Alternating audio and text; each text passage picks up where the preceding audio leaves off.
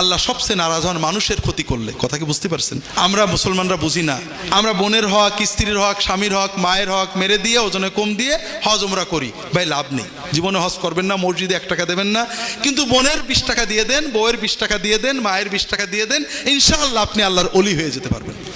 হুজুরের 2000 হাদিয়া দিলেন, যদি আল্লাহকে খুশি করতে দেন নফল দান, আর হুজুরের নেক নজরের জন্য দেন শিরিক। আর আপনি এই দানটা নফল, আর আপনার বউয়ের পাওনা, বোনের পাওনা, ভাইয়ের পাওনা এটা ফরজ। কাজেই সবসময় মনে রাখবেন আল্লাহ মায়ের চেয়ে আপন। মা সহজেই মাফ করে, ঠিক না? ভাই বোনকে সহজে মাফ করে। কাজেই আল্লাহর কোনো বান্দা যেন আমাদের দ্বারা ক্ষতিগ্রস্ত না, বিশেষ করে আমাদের সাথে যারা থাকে, আমার স্ত্রী, আমার স্বামী, আমার ভাই বোন, ছেলে মেয়ে, তাদের পরে ইনসাফ করা আমাদের দায়িত্ব, তাদের হক আদায় করার দায়িত্ব, পাড়া প্রতিবেশী।